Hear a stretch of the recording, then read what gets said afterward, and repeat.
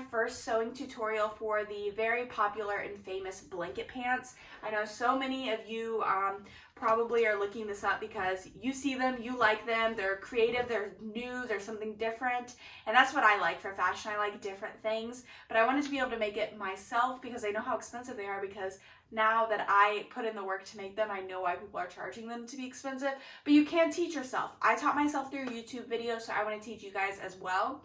I'm going to be using or making them in baby blanket pants. So it's going to be smaller, probably in size of what you're going to be creating, but I'm making these in bulk for a lot of just items that I'm going to be selling soon. So if you want to, you can pull out a pair of pants that you want to use to cut your pattern out for, or you can do what I do, and I have my pair of pants already on a pattern with my seam allowance on it. I do 2 inches, it looks like that I do.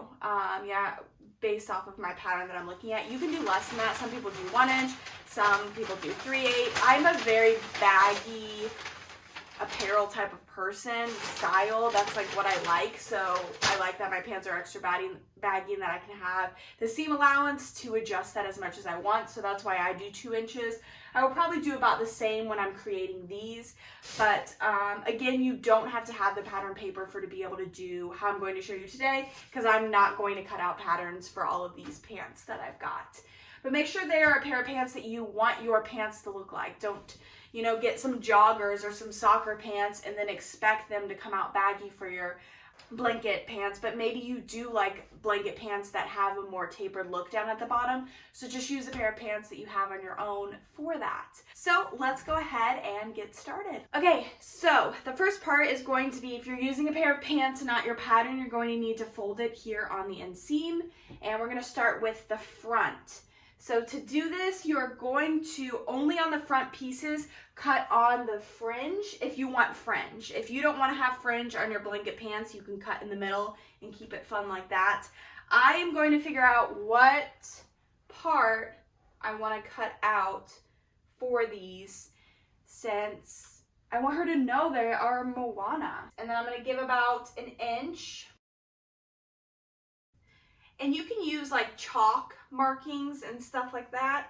Again, because I do about 1 to 2 inches of seam allowance, I don't really care that much about how exact it is.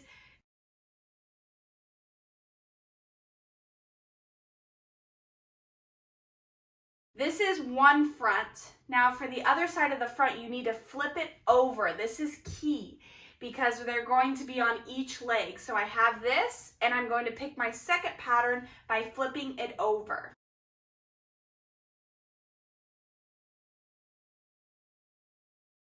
So these are my 2 front pieces. You can almost have them kiss here. And now we're gonna do the back.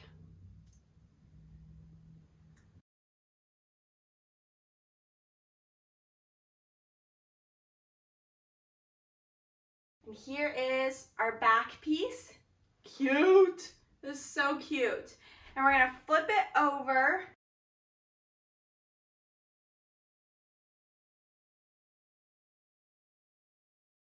We're gonna put our 2 backs together where those points kiss. And you notice I have a really wide leg. There's no, if you had a more narrow leg, it would be tapered here down at the bottom. And now we're going to bring the tops here to where they're facing.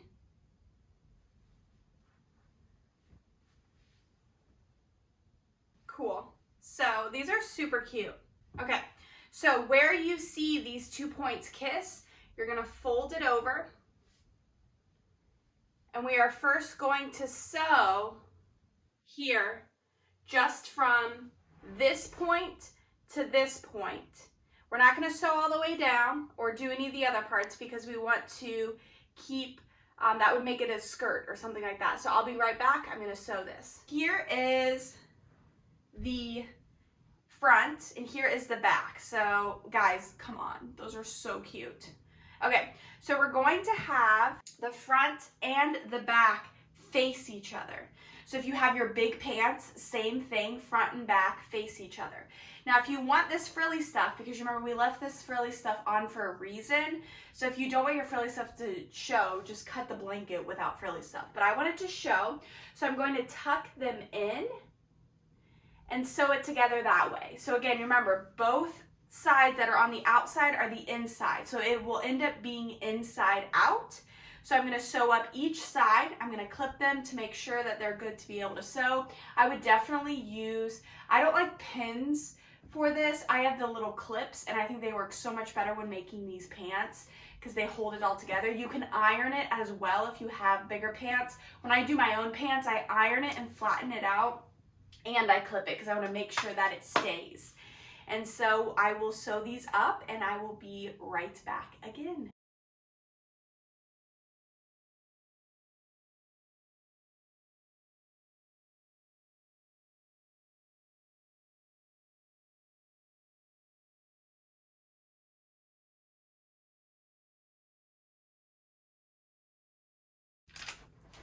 So now we've got it stitched on both sides, it's stitched in the front and the back, and so now I just need to stitch all the way from one end to the other on the inside. So we'll see how it turns out. Because of this blanket, I've also been snipping off pieces that kind of break off because this is a cheaper throw blanket. The throw blankets that I use for my own pants are usually thrifted or I get them custom made. They aren't as cheap as these kid ones. And so what I'm noticing as I'm doing the kid one, it kind of breaks apart. So you really want to be able to sew every part of it if you are using a kid's blanket. Here are the pants, the big reveal. Okay, so you're going to fold them inside out now. Cute. Oh my goodness. Oh, I just want a little baby right now. So I can just put them in these pants. So these are the 12-month. Oh, those are so cute. So I'm also going to seam the bottom. So we're going to fold it in just probably about a little less than an inch. And I'm going to cuff the bottom. I'm going to do that on both sides.